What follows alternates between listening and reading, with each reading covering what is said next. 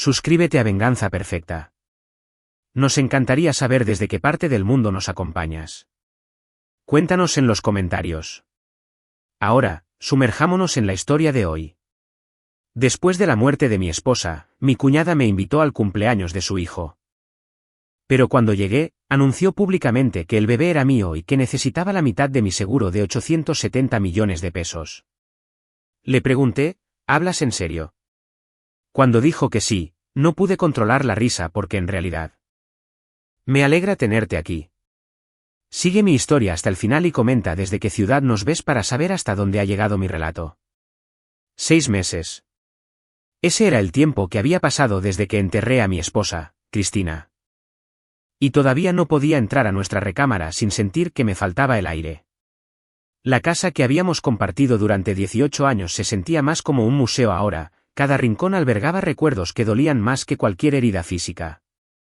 Estaba sentado en la oficina de mi casa, mirando reportes trimestrales que bien podrían haber estado escritos en otro idioma, cuando mi teléfono vibró.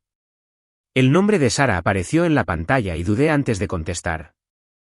La hermana menor de Cristina había estado llamando con más frecuencia últimamente, siempre con alguna excusa para ver cómo estaba o asegurarse de que estuviera comiendo bien.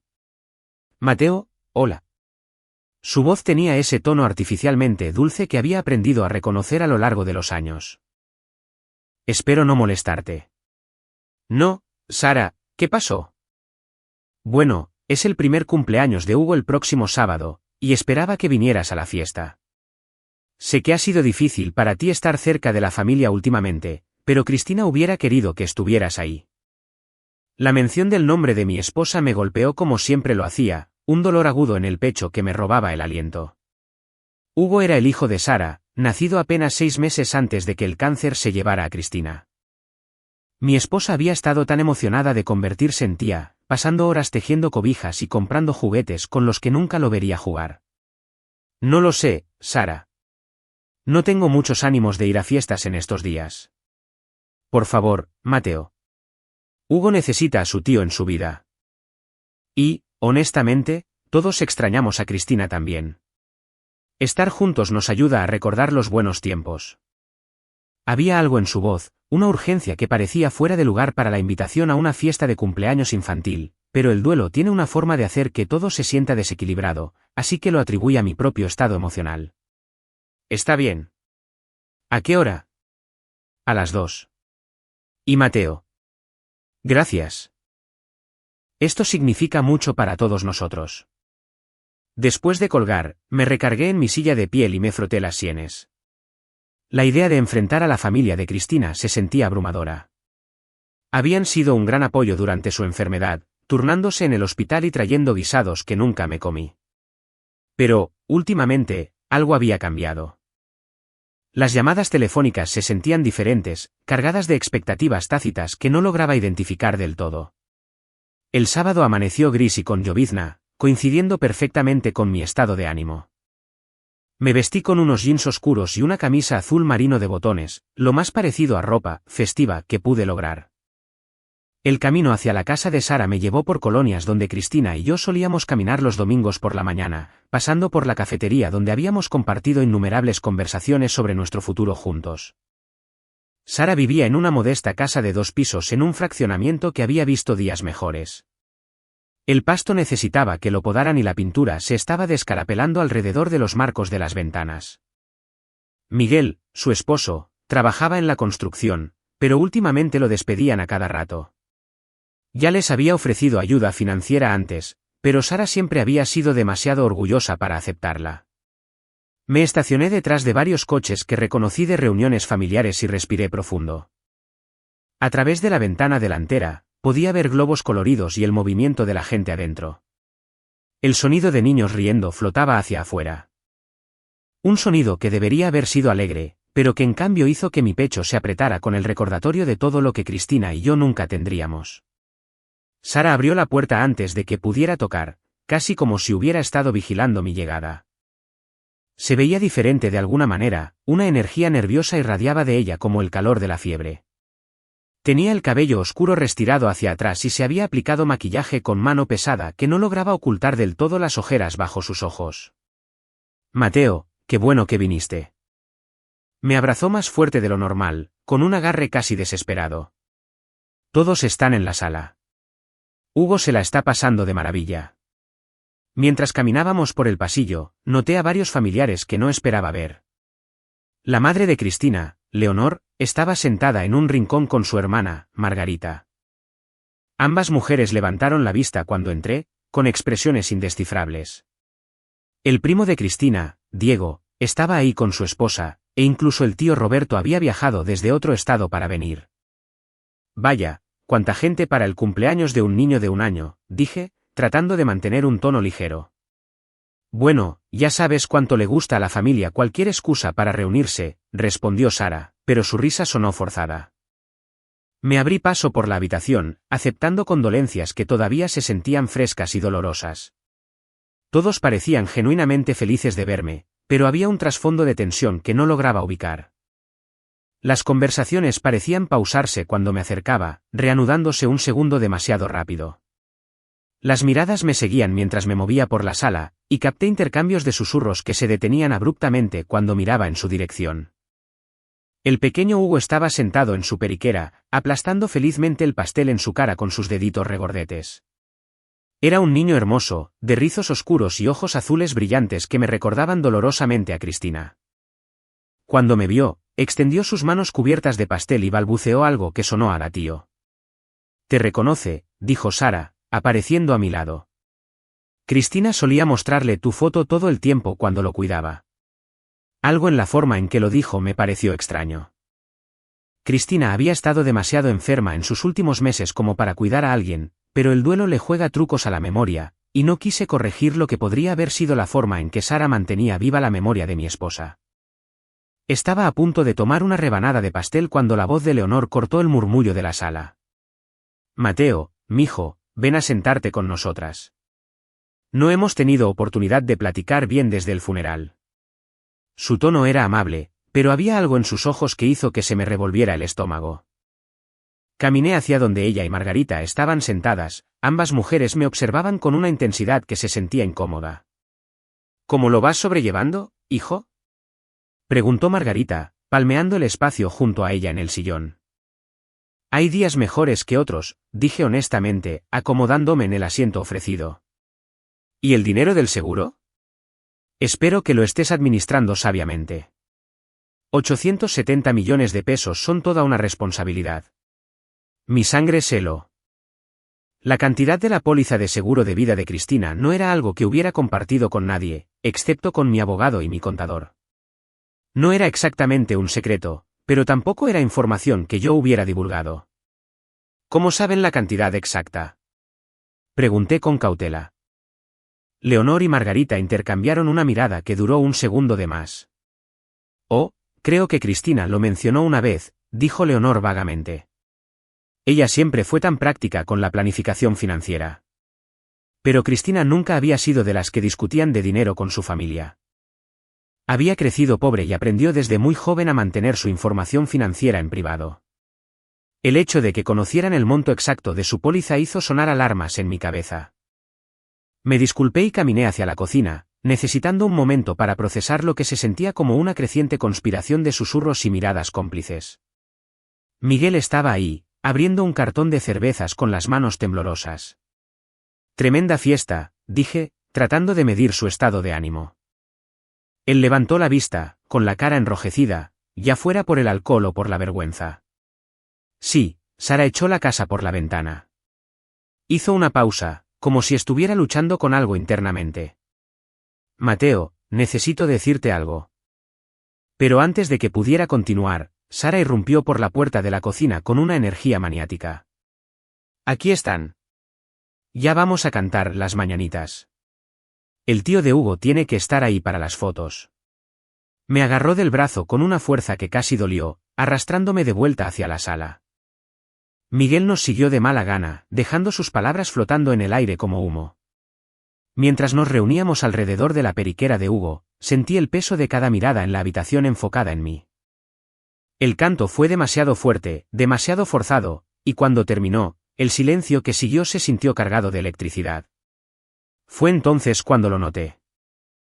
La forma en que la mano de Sara descansaba posesivamente sobre el hombro de Hugo, la forma en que Leonor seguía mirando entre el bebé y yo, la forma en que las conversaciones se habían dirigido hacia mi situación financiera toda la tarde.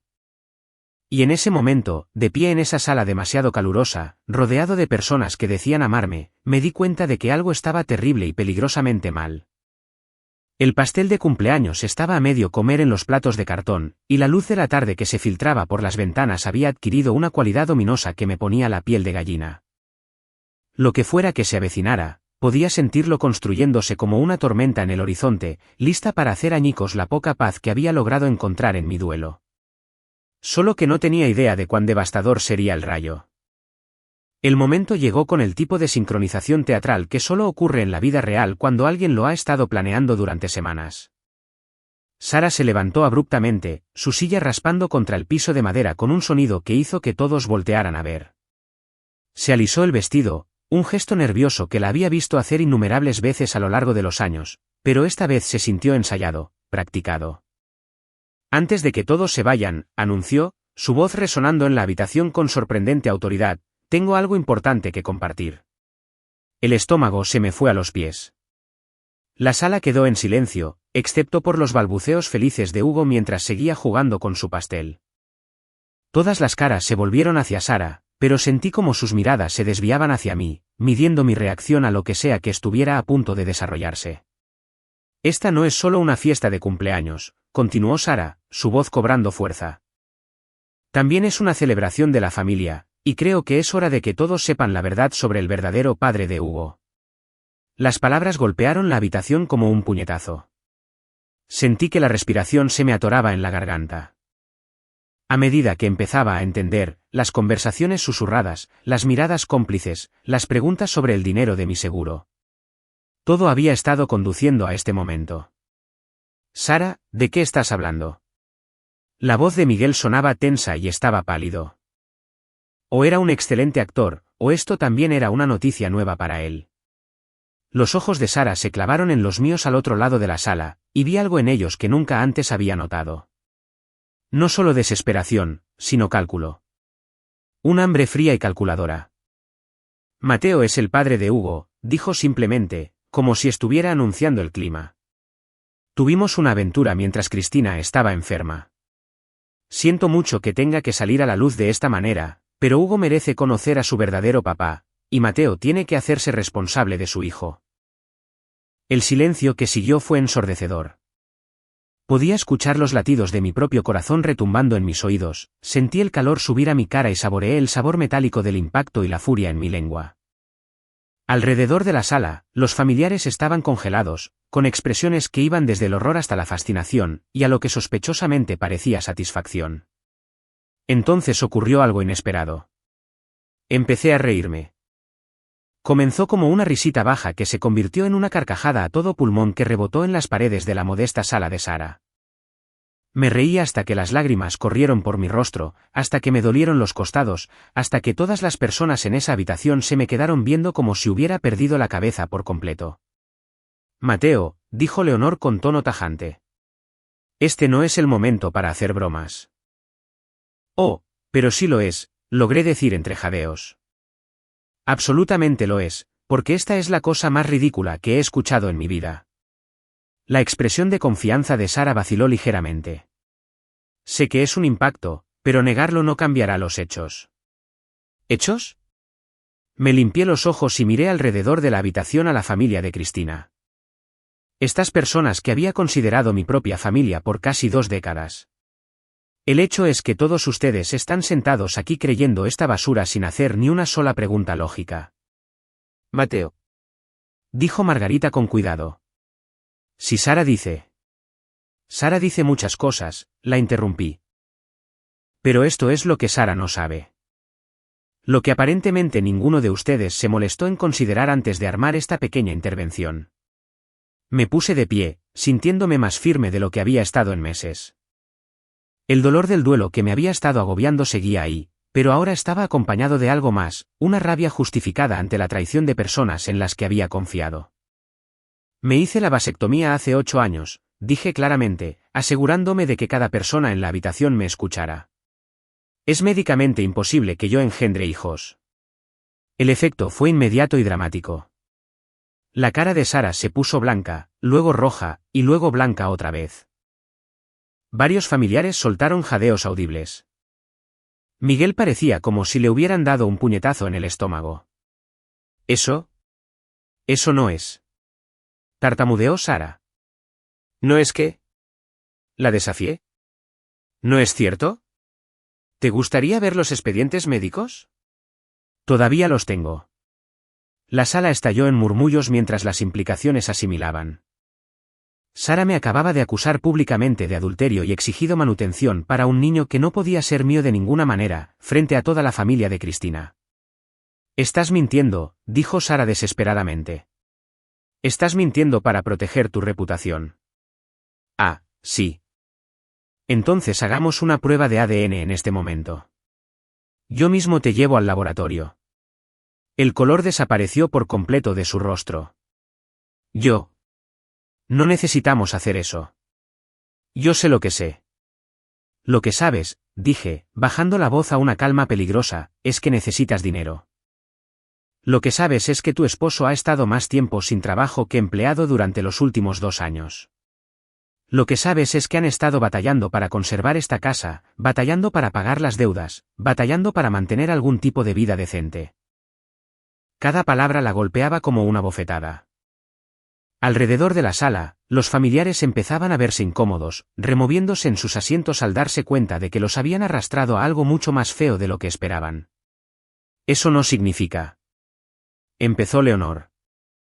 Significa, continué, que alguien vio el pago del seguro de vida de mi esposa y vio una oportunidad.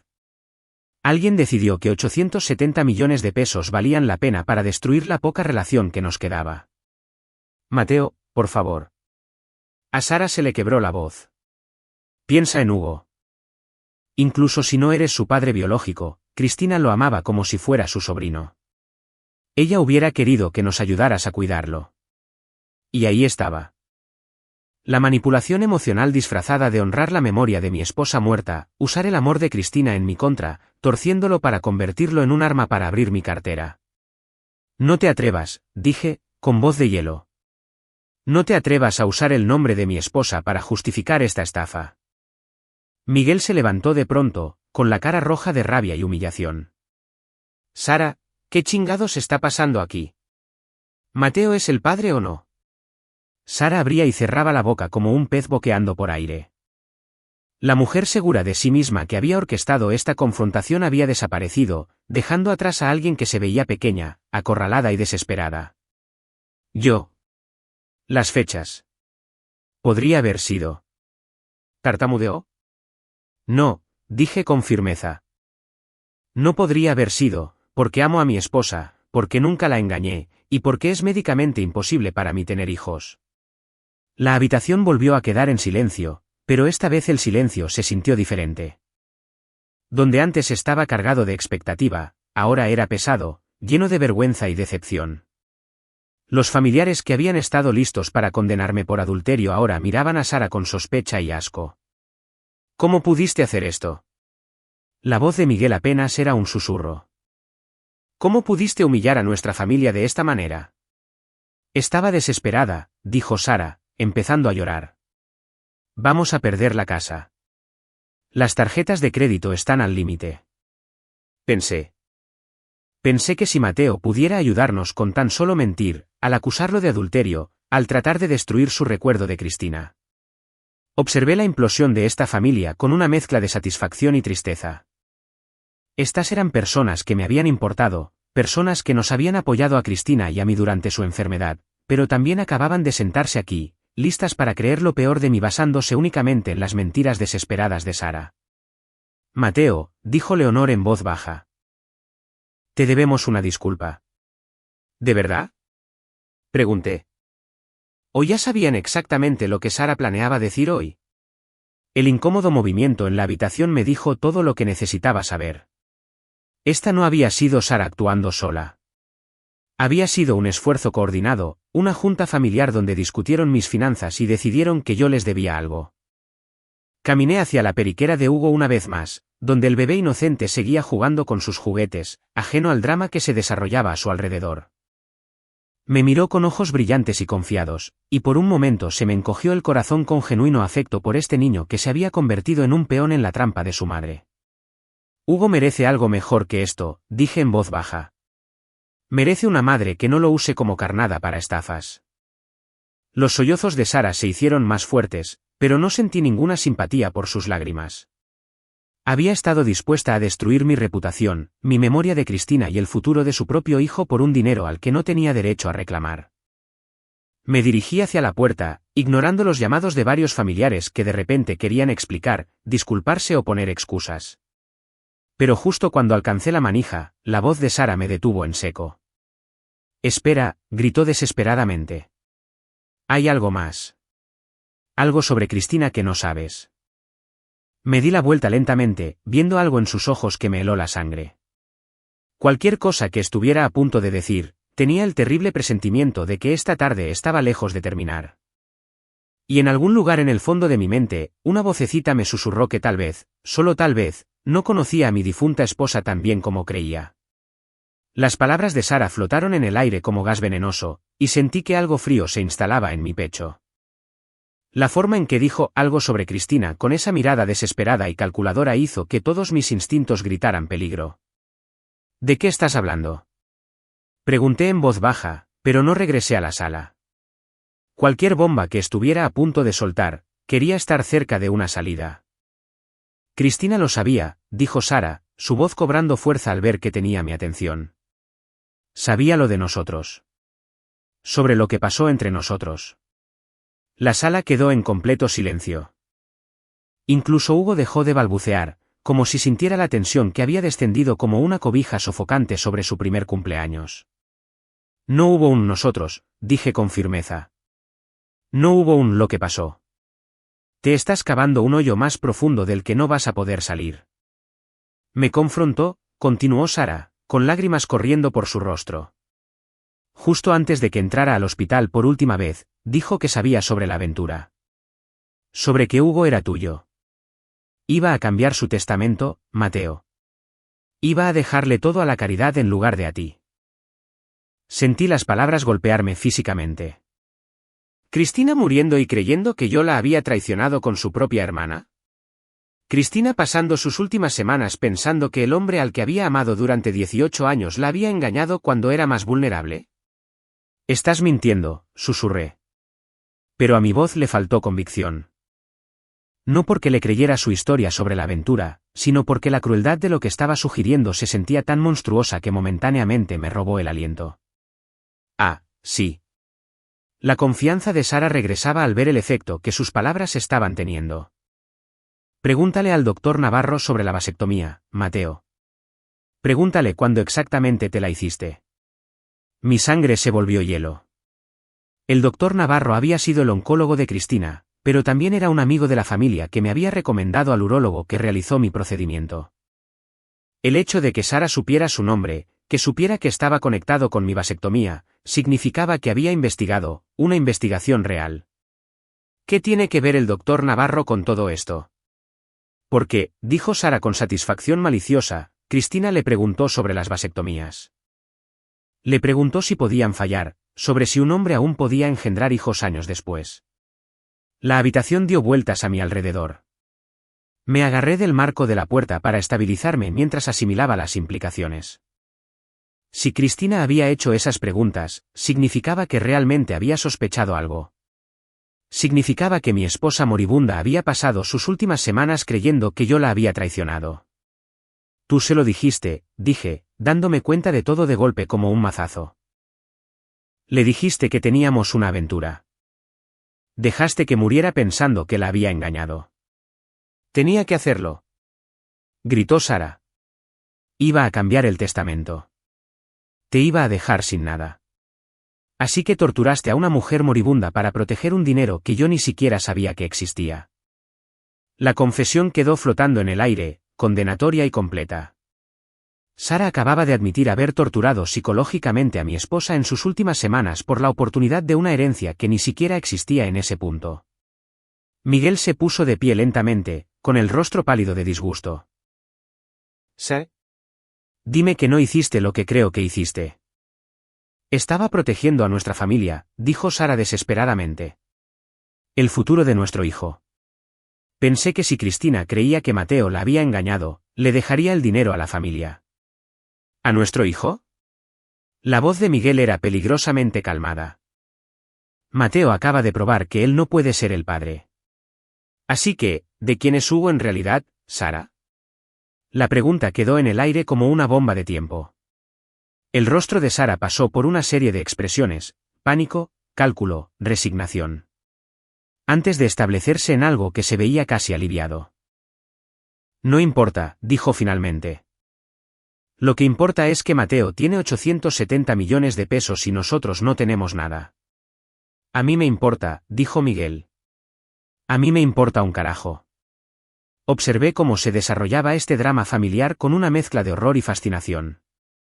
En el espacio de una hora, Sara había destruido su matrimonio, se había revelado como una mentirosa manipuladora y había admitido haber torturado a mi esposa moribunda. Pero había algo más en su desesperación, algo que me decía que esto era más profundo que la simple avaricia. ¿Quién es él?, pregunté en voz baja. Los ojos de Sara buscaron por la habitación, buscando un apoyo que ya no estaba allí. Los familiares que habían estado listos para tomar partido por ella hace una hora, ahora la miraban con asco y decepción. No es importante, repitió. Un carajo que no es importante. Estalló Miguel. He estado criando al hijo de otro hombre durante un año, pensando que era mío. ¿Quién es el padre, Sara? Alguien que no puede reconocerlo, dijo Sara finalmente. Alguien que está casado. Alguien que nunca podría estar en la vida de Hugo. De todos modos, las piezas comenzaban a encajar en mi mente. Un hombre casado que no podía reconocer a su hijo. La necesidad desesperada de dinero de Sara. El momento del nacimiento de Hugo solo meses antes de la muerte de Cristina. Es rico, ¿verdad?, dije. El verdadero padre. Es rico, está casado y nunca podrá reclamar públicamente a Hugo. El silencio de Sara fue confirmación suficiente. Así que decidiste que yo sería un padre de reemplazo conveniente, alguien con dinero y sin familia propia para complicar las cosas. Mateo, por favor, interrumpió Leonor. Tal vez todos podríamos calmarnos y discutir esto racionalmente. Me volví a ver a la madre de Cristina, esta mujer que había ayudado a criar a mi esposa, que había sido como una madre para mí durante 18 años. ¿Eras parte de esto?, pregunté.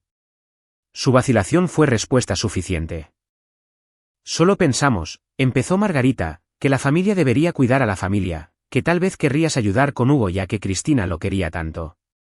Mintiendo, acusándome de adulterio, dejando que Sara torturara a Cristina en sus últimas semanas. No sabíamos sobre esa parte, dijo Leonor rápidamente. Pero yo ya no iba a escuchar excusas ni justificaciones. Estas personas se habían sentado en esta sala listas para destruir mi reputación y extorsionarme para sacarme dinero, basándose en mentiras que ellos mismos habían ayudado a orquestar. Lo único con lo que no contaban era con mi vasectomía. Esto es lo que va a pasar, dijo, con voz firme y fría. Voy a salir de esta casa y no volveré a ver a ninguno de ustedes. Voy a honrar la memoria de Cristina viviendo la vida que ella hubiera querido que yo viviera, la cual no incluye ser un cajero automático para su familia mentirosa y manipuladora. Mateo, espera. Diego habló por primera vez. No dejes que los errores de Sara destruyan toda nuestra relación. Algunos de nosotros no tuvimos nada que ver con esto. Miré alrededor de la habitación las caras que había conocido durante décadas. La familia de Cristina que había sido mi familia también. Pero ahora los veía claramente por lo que eran, personas que me veían como una fuente de dinero primero, y como persona después. Ah, no. Pregunté. Entonces, ¿por qué están todos aquí? ¿Por qué el tío Roberto viajó desde tan lejos para la fiesta de cumpleaños de un niño de 1 año? ¿Por qué están todos aquí el mismo día que Sara decidió hacer su gran anuncio? Las incómodas miradas de todos me dijeron todo lo que necesitaba saber. Esto había sido planeado, coordinado, ensayado. Todos habían sabido lo que Sara iba a decir, todos habían estado preparados para apoyar su afirmación a cambio de lo que esperaban fuera una parte de los 870 millones. Caminé hacia Hugo una vez más.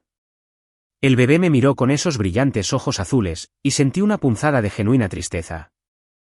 No por Sara, no por la familia que me había traicionado, sino por este niño inocente que crecería sabiendo que su madre había intentado venderlo al mejor postor. Lo siento, pequeñito, susurré. Te mereces algo mucho mejor que esto. Luego salí de esa casa a la gris tarde de septiembre, sintiendo que estaba emergiendo de una niebla tóxica que me había estado asfixiando durante meses sin darme cuenta. Pero mientras me alejaba en mi auto, las palabras de Sara sobre Cristina hacían eco en mi mente. ¿De verdad mi esposa había pasado sus últimas semanas creyendo que la había traicionado? ¿Había muerto pensando que el amor de su vida era una mentira?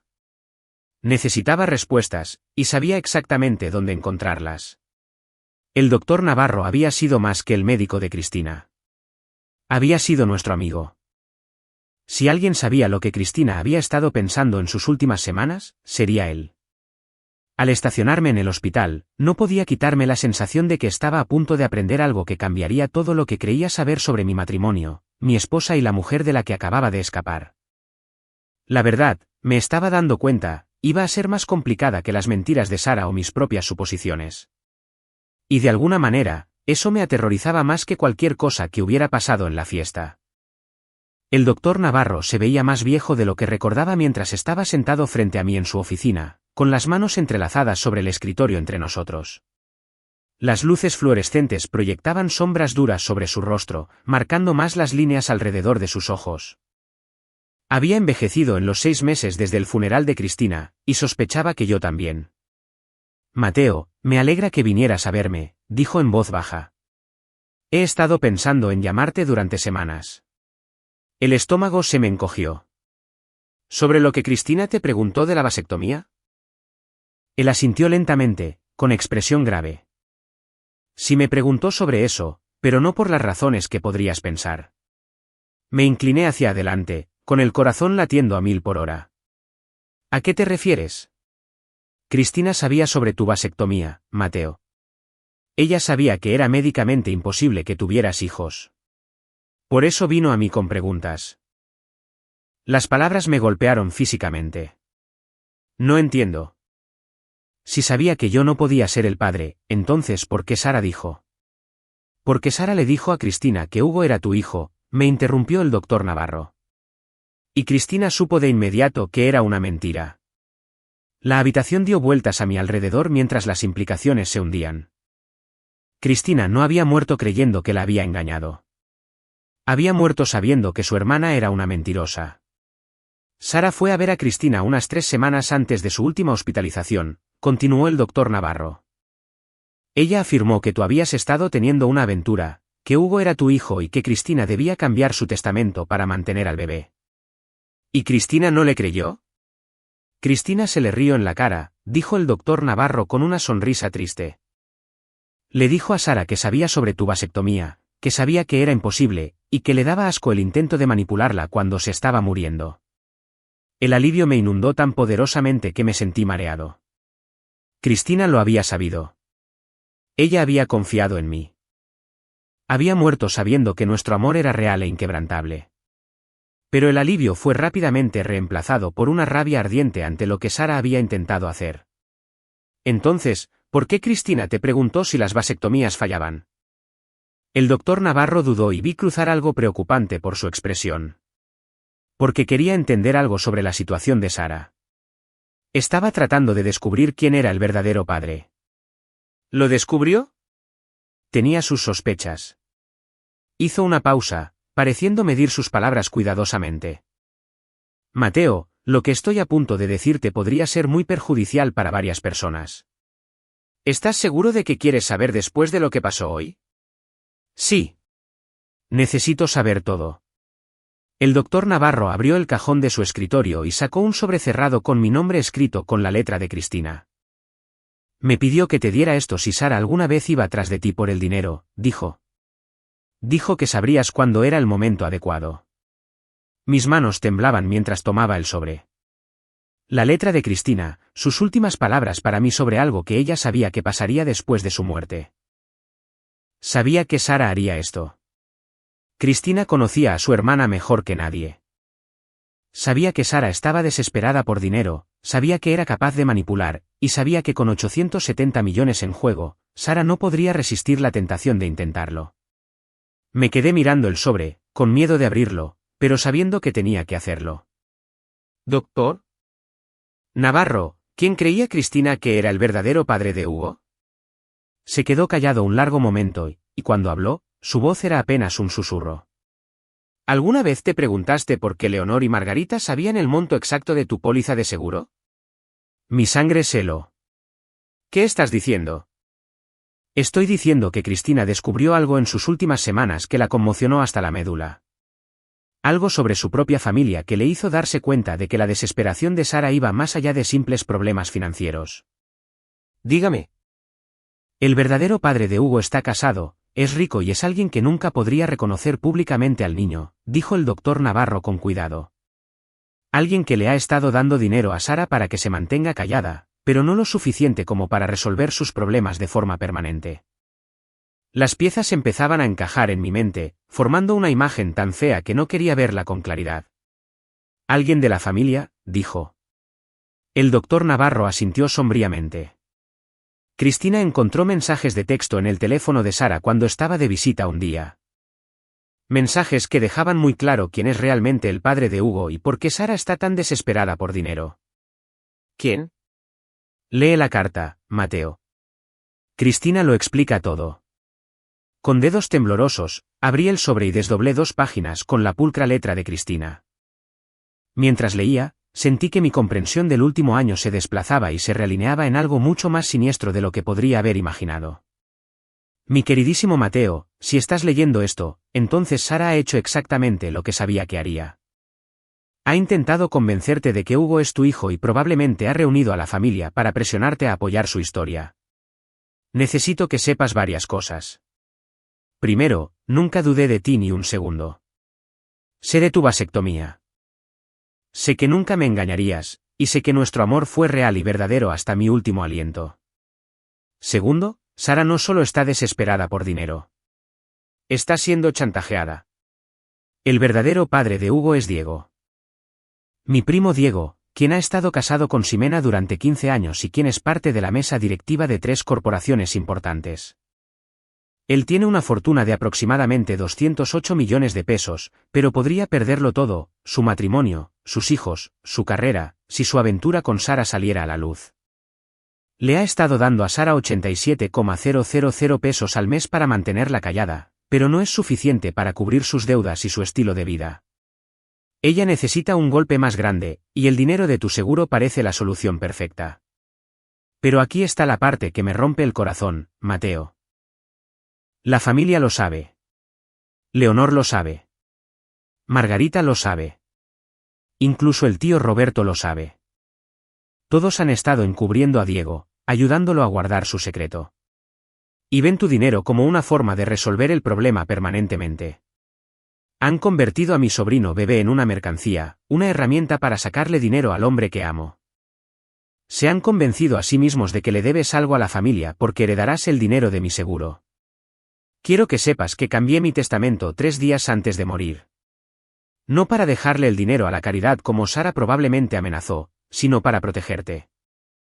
El dinero es tuyo en su totalidad con una condición: debes cortar lazos con mi familia por completo si intentan manipularte después de mi muerte. Sé que esto parece duro, pero he visto de lo que son capaces. Se sentaron en mi sala planeando cómo ponerle las manos encima a tu dinero mientras yo estaba arriba muriendo. Hablaron de ti como si fueras un recurso para ser explotado, no una persona que estaba de luto. Necesito que te liberes de ellos, Mateo. Necesito que vivas tu vida sin el peso de sus expectativas y manipulaciones. Toma el dinero y construye algo hermoso, viaja, encuentra el amor de nuevo, haz todas las cosas que soñamos hacer juntos. No dejes que te hagan sentir culpable usando mis recuerdos. Quiero que recuerdes que nuestro amor es puro y no está manchado por su avaricia. La evidencia que necesitas está en nuestra caja de seguridad. Mensajes de texto de Diego a Sara, registros financieros que muestran sus pagos a ella, e incluso una prueba de ADN que él se hizo en privado. Lo reuní todo antes de morir. Te amaré por siempre, Cristina P. de Hugo es inocente en todo esto. Si puedes encontrar una manera de ayudarlo sin fomentar la manipulación de Sara, por favor hazlo. Él merece algo mejor que la familia en la que nació. Me quedé sentado en silencio, atónito, con la carta temblando en mis manos. Diego, el primo de Cristina, a quien yo consideraba un amigo, un hombre que se había sentado en mi sala, comido de mi comida, me había consolado en el funeral de Cristina. Todo mientras sabía que él era el padre del niño que su cuñada estaba intentando encajarme a mí. ¿Ella te dio copias de todo? Le pregunté al doctor Navarro.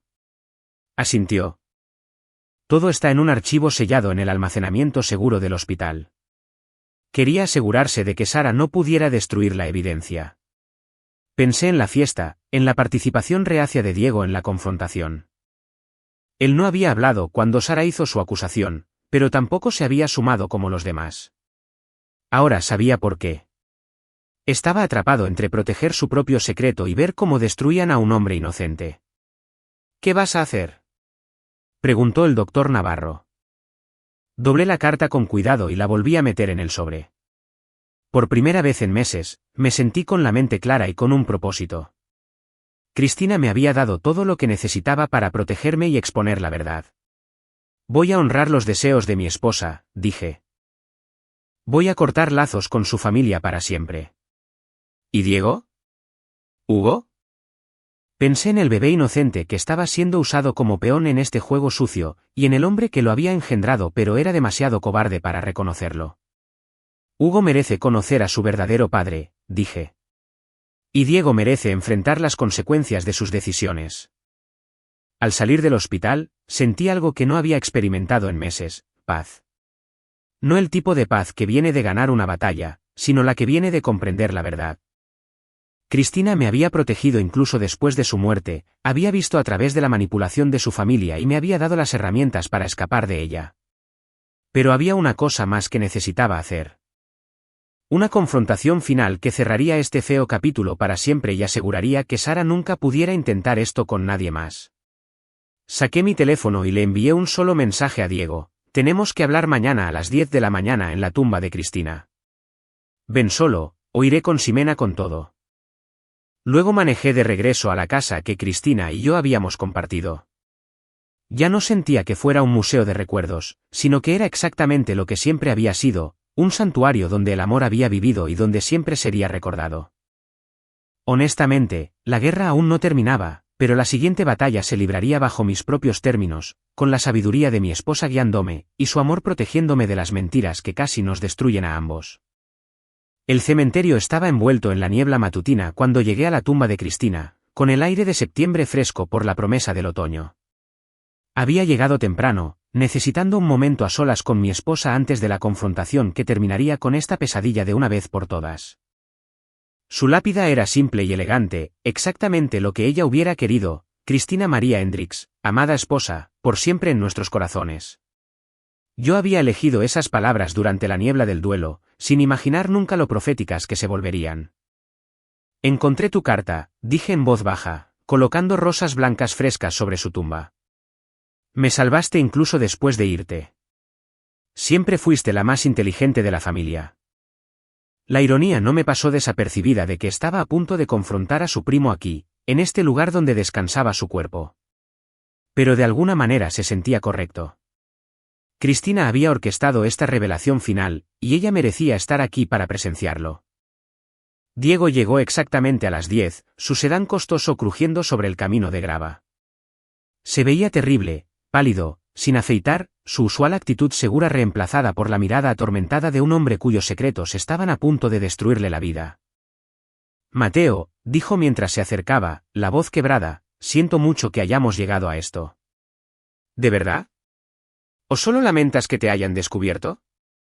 Se detuvo a unos 3 metros de mí, con las manos metidas profundamente en los bolsillos de su abrigo. Ambas cosas, supongo. Estudié su rostro, buscando alguna señal del hombre que creía conocer. Diego había estado en mi boda, había cargado el ataúd en el funeral de Cristina, me había estrechado la mano y me había llamado hermano, todo mientras cargaba este secreto venenoso. ¿Cuánto tiempo?, pregunté. ¿La aventura? Unos 2 años. Empezó cuando Miguel perdió su trabajo la primera vez. Sara estaba vulnerable.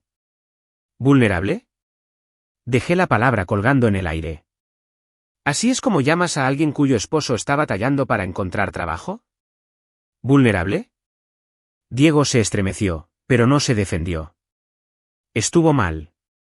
Sé que estuvo mal. Mal ni siquiera empieza a describirlo. Destruiste tu matrimonio, tu familia, el matrimonio de Sara, y casi destruyes el mío. ¿Todo para qué? ¿Para acostarte con la cuñada de tu prima? No fue así, dijo Diego débilmente. Teníamos sentimientos el uno por el otro. ¿Sentimientos? Me reí con amargura. ¿Esos sentimientos incluían dejar que ella intentara encajarme a tu hijo? ¿Esos sentimientos incluían verla acusarme de adulterio frente a la familia de mi esposa muerta? El rostro de Diego se desmoronó. Nunca quise que llegara tan lejos. Le dije a Sara que no te involucrara. Pero tampoco la detuviste, ¿verdad? Te sentaste ahí ayer y viste cómo ella intentaba destruir mi reputación en lugar de hacerte cargo de tu propio desmadre. Mi matrimonio. Tu matrimonio ya se acabó de todos modos, lo interrumpí. La única pregunta es si terminará contigo siendo honesto o si seré yo el que le muestre a Ximena la evidencia que Cristina juntó. La cara de Diego se puso blanca. ¿Qué evidencia? Saqué mi teléfono y deslicé hasta las fotos que había tomado de los documentos de la caja de seguridad de Cristina esa misma mañana. Mensajes de texto entre Diego y Sara discutiendo el embarazo, discutiendo sobre dinero, discutiendo cómo evitar que Ximena se enterara. Registros bancarios que mostraban pagos mensuales de la cuenta personal de Diego a la de Sara. Incluso una prueba de ADN que Diego había arreglado en secreto confirmando su paternidad. Ella documentó todo, dijo, mostrándole la pantalla. Cada mentira, cada pago, cada encuentro secreto. Cristina fue más inteligente que ustedes dos juntos. Diego cayó de rodillas en el pasto húmedo, viendo cómo su vida, construida con tanto cuidado, se derrumbaba a su alrededor. ¡Oh, Dios! Cristina lo sabía. Sabía que eras el padre de Hugo. Sabía que le estabas pagando a Sara para mantenerla callada.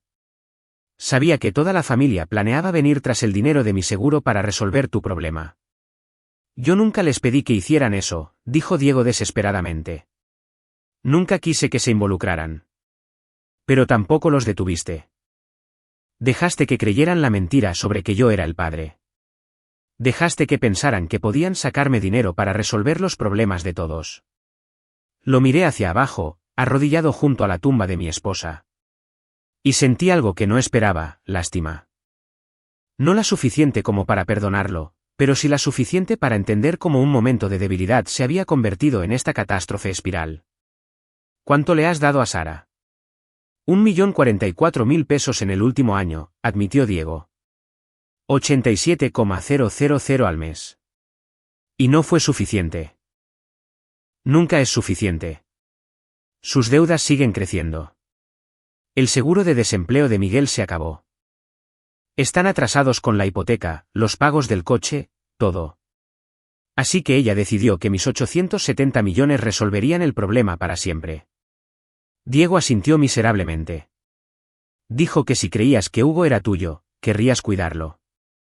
Que tenías más dinero del que podrías gastar en toda tu vida de todos modos. ¿Y creíste que eso era aceptable? ¿Que yo debería pagar por tu hijo porque eres demasiado cobarde para reconocerlo? Tenía miedo, susurró Diego. Miedo de perder a mi familia, mi trabajo, todo por lo que he trabajado. Bueno, lo vas a perder de todas formas ahora. La única pregunta es cómo. Me agaché para quedar a la altura de sus ojos. Esto es lo que va a pasar. Vas a ir a tu casa y le vas a decir la verdad a Ximena. Toda. Sobre la aventura, sobre Hugo, sobre el dinero que le has estado pagando en secreto a Sara. Mateo, por favor. No he terminado. También vas a establecer un fideicomiso para Hugo. No un par de miles de pesitos aquí y allá, sino lo suficiente para asegurar su futuro. Universidad, salud, todo lo que un padre debería proveer. Los ojos de Diego se abrieron de par en par, no puedo pagarlo. No puedes darte el lujo de no hacerlo. Porque si no te haces responsable de tu hijo, me aseguraré de que todos sepan qué clase de hombre eres realmente. Tus socios comerciales, tus clientes, tus posiciones en los consejos de administración, todos sabrán que abandonaste a tu hijo y trataste de incriminar a un hombre inocente. La amenaza flotaba en el aire entre los dos. Diego me miraba con la expresión de un hombre que ve colapsar su mundo. Hay más, continué. Te vas a asegurar de que Sara entienda que esto termina aquí. No más planes. No más manipulaciones. No más venir tras de mí o de cualquier otra persona por dinero que no se merece. Si quiere manutención para Hugo, tendrá que lidiar contigo directamente. Y si haces todo esto, entonces esto se quedará entre nosotros y las personas que ya lo saben. Ximena te va a dejar, pero al menos sabrá la verdad en lugar de vivir una mentira. Tus hijos sabrán que existe su medio hermano, y Hugo crecerá sabiendo quién es realmente su padre. Diego estaba llorando, el peso de sus decisiones finalmente aplastándolo. Lo siento, susurró. Siento mucho todo esto. No me pidas perdón a mí, dije, poniéndome de pie. Pídele perdón a Cristina. Pídele perdón a tu esposa. Pídele perdón a tu hijo que va a crecer sabiendo que a su padre le daba vergüenza reconocerlo. Caminé de regreso a la tumba de Cristina y puse mi mano sobre su lápida. Tu familia mostró su verdadera cara, mi amor, pero tú ya sabías que lo harían. Diego logró ponerse de pie a duras penas, viéndose como si hubiera envejecido 10 años en la última hora. ¿Y tú qué? ¿Qué vas a hacer? Voy a honrar los deseos de Cristina, dije simplemente. Voy a cortar lazos con tu familia tóxica y vivir la vida que ella quería que viviera. ¿Y el dinero? El dinero es mío, legal y moralmente. Cristina se lo ganó con años de trabajo, y eligió dejármelo a mí. Tu familia jamás verá ni un solo centavo de eso. Diego asintió lentamente, aceptando su destino. Por lo que valga, Cristina era la mejor persona de nuestra familia. Se merecía algo mejor que todos nosotros. Sí que lo era, y ella lo sabía. Mientras Diego se alejaba, con los hombros caídos en derrota, sentí que las últimas piezas de este feo rompecabezas caían en su lugar. Cristina lo había visto venir, me había protegido desde el más allá, y me había dado todo lo que necesitaba para escapar de la red de mentiras y manipulación que había enredado a nuestras familias. Pasé otra hora en su tumba, contándole sobre la confrontación, sobre la humillación pública de Sara, sobre la familia que ella había tenido la sabiduría de ver con tanta claridad. La niebla matutina se había disipado, dejando el cementerio bañado en una luz dorada que hacía que todo se sintiera limpio y nuevo. Voy a estar bien, le prometí. Voy a ser libre. Mientras caminaba de regreso a mi auto, me sentía más ligero de lo que me había sentido en meses. El duelo seguía ahí, siempre estaría ahí, pero ya no estaba enredado con la culpa, la confusión y el peso de las expectativas de otras personas. Mi teléfono vibró con un mensaje de texto de Sara. Diego me dijo lo que sabes. Esto no ha terminado. Borré el mensaje sin responder. Había terminado, lo aceptara Sara o no. Yo tenía la verdad. Tenía la evidencia. Y tenía algo aún más poderoso, el conocimiento de que mi esposa me había amado y había confiado en mí hasta el final. La guerra había terminado, y había ganado al negarme a pelear en sus propios términos. Ahora era momento de empezar a vivir de nuevo bajo los míos. 3 meses después, estaba de pie en la sala de mi nueva casa, viendo cómo el amanecer pintaba las montañas afuera de mi ventana en tonos dorados y rosados. La casa en Masamitla no se parecía en nada a la que Cristina y yo habíamos compartido, era más pequeña, más sencilla, enclavada en una ladera con vistas que se extendían por kilómetros. Era exactamente lo que necesitaba, un lugar donde los recuerdos pudieran ser atesorados sin resultar abrumadores. El silencio aquí era diferente al silencio sofocante que había llenado mi antigua casa después de la muerte de Cristina.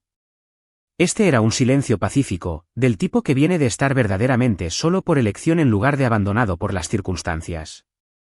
Mi teléfono había estado piadosamente silencioso desde que cambié mi número y me mudé. No más llamadas desesperadas de Sara. No más mensajes de texto de familiares sintiéndose culpables y tratando de reconstruir puentes que yo había quemado a propósito. Los documentos legales que había enviado dejaron en claro que cualquier intento de contacto resultaría en cargos de acoso. Y aparentemente, Ni siquiera Sara estaba tan desesperada como para poner a prueba ese límite. Me enteré por mi abogado de que Diego había cumplido sus promesas.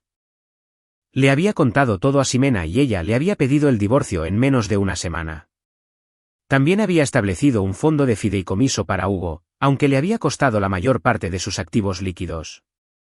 Sus socios comerciales lo habían destituido silenciosamente cuando se corrió el rumor de la aventura. Pero, al menos, finalmente se estaba haciendo responsable de su hijo. Sara había tenido que mudarse con sus padres después de que Miguel la corrió.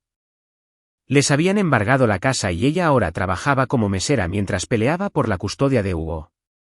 Según mi abogado, había intentado llevar a Diego a juicio por más dinero, pero las pruebas de sus intentos de chantaje hicieron que su posición legal fuera insostenible. No sentía ninguna satisfacción por la caída de todos ellos, solo alivio de que todo hubiera terminado. El sonido de llantas sobre la grava interrumpió mi contemplación matutina. No esperaba a nadie, y por un momento, sentí un destello de la vieja paranoia, pero cuando miré por la ventana, vi al doctor Navarro saliendo de un auto de renta, mirando el paisaje montañoso con evidente aprecio. Abrí la puerta antes de que pudiera tocar.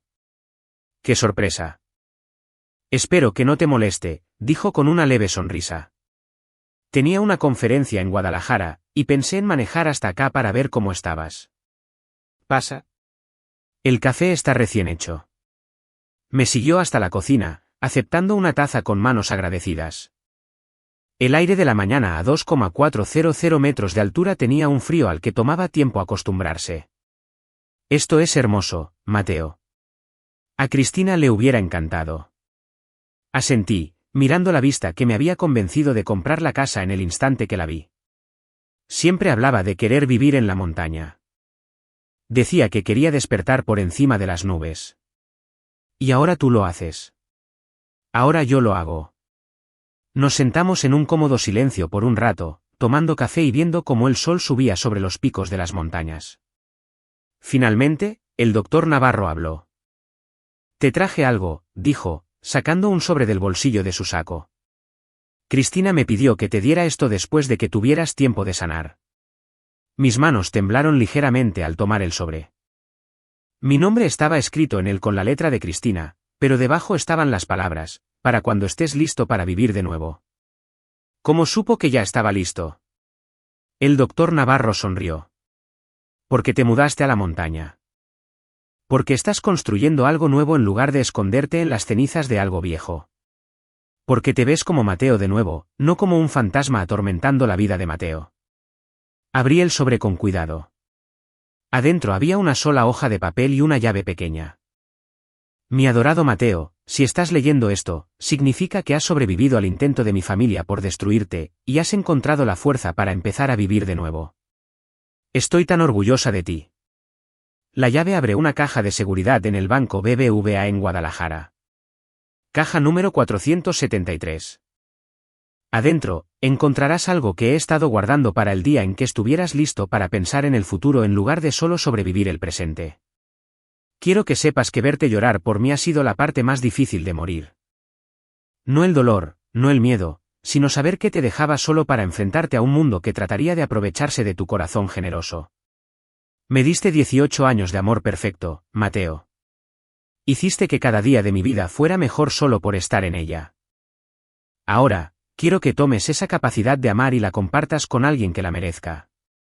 No te estoy pidiendo que me olvides ni que me reemplaces.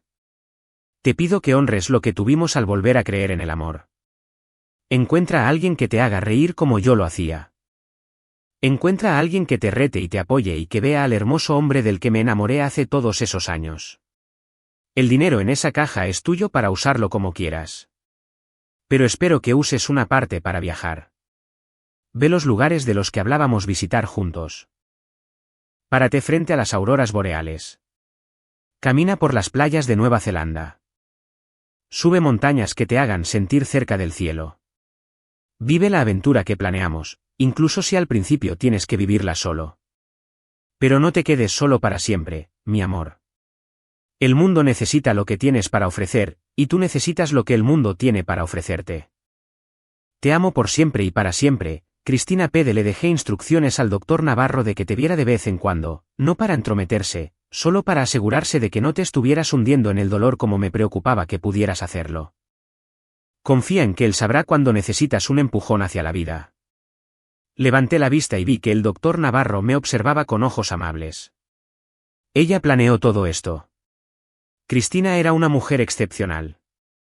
Te conocía mejor de lo que tú te conoces, y sabía exactamente lo que necesitarías para sanar. ¿Qué hay en la caja? No lo sé, admitió él.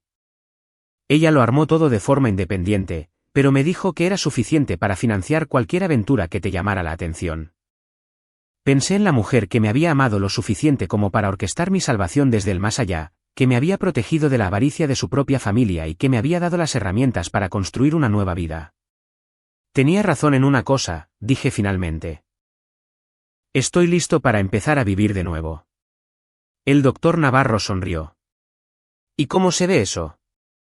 Miré alrededor de la casa que había comprado, a las montañas que se extendían infinitamente por mis ventanas, a la vida que estaba construyendo cuidadosamente pieza por pieza.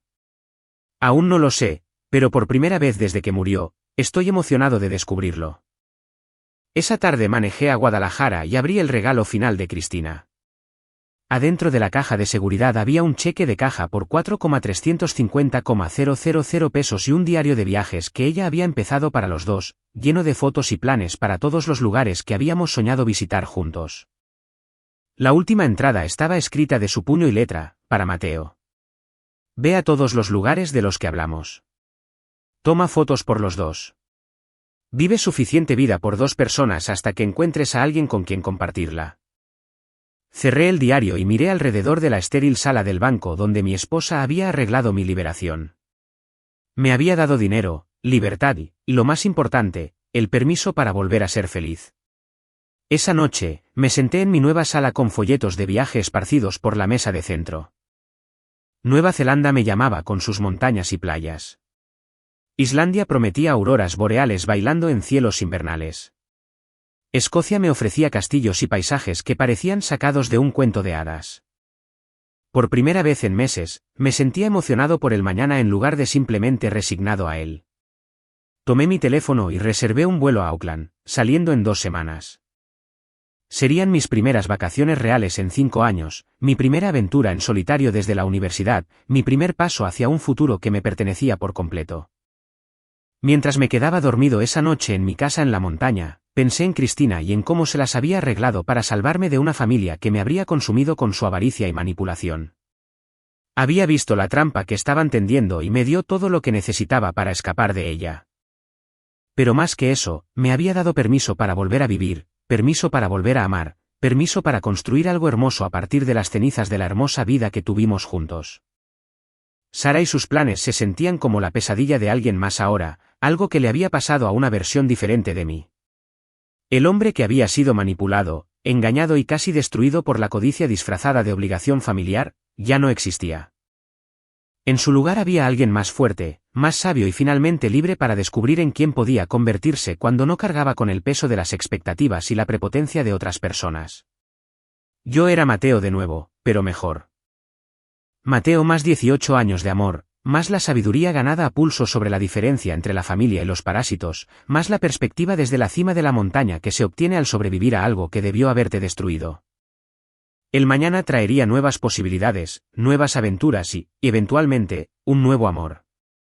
Pero esta noche, simplemente estaba agradecido de estar vivo, de ser libre y de haber sido amado por una mujer lo suficientemente sabia como para protegerme, incluso después de haberse ido.